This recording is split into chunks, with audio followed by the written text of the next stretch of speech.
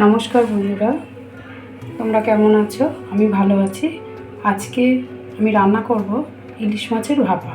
এখানে 5 পিস আমি ইলিশ মাছ নিয়েছি। আর এবার আমি মশলাগুলো করে নেব। এখানে নিয়েছি কাঁচা লঙ্কা, নুন, জিরে, সর্ষে আর পোস্ত। এটাকে আমি মিহি পেস্ট করে শিলে বেটে নেব।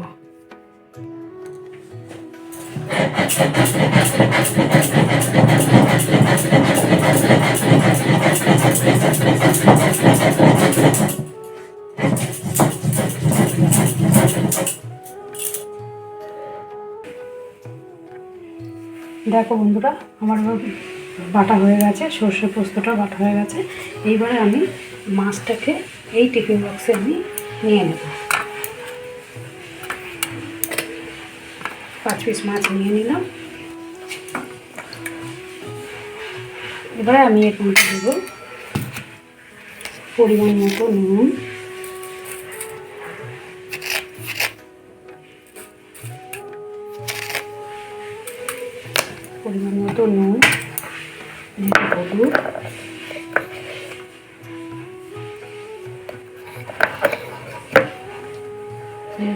হলুদ, এবারে আমি বাটাটাকে নিয়ে দিয়ে দেবো এর মধ্যে।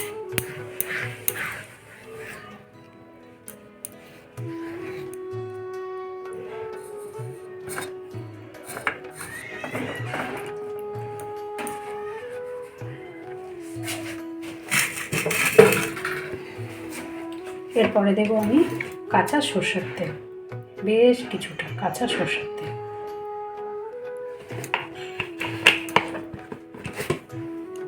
দিয়ে এটাকে ভালো করে মাখবো।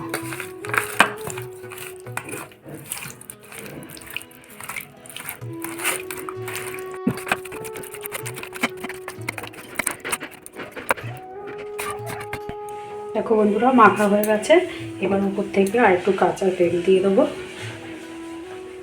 কাঁচা তেল দিয়ে দিলাম, দিয়ে কয়েকটা কাঁচা লঙ্কা উপর দিয়ে দেবো। এইবারে মুখটা, টিফিন বক্সটা বন্ধ করে দেবো।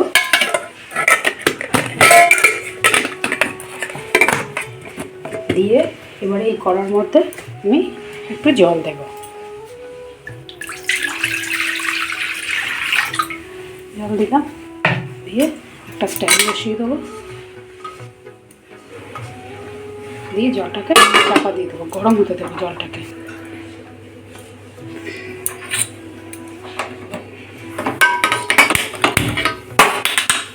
জলটা গরম হয়ে গেলে টিফিন বক্সটা বসিয়ে দেবো।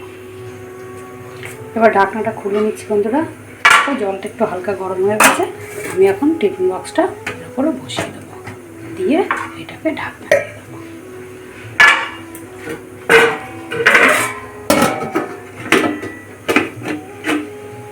এবারে এটা 10 মিনিট মতো কম আছে এটাকে রান্না হবে।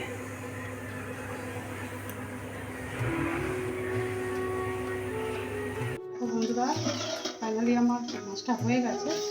এবারে নামাবো, নামিয়ে খুলে দেখবো কেমন হয়েছে। তোমরা দেখো,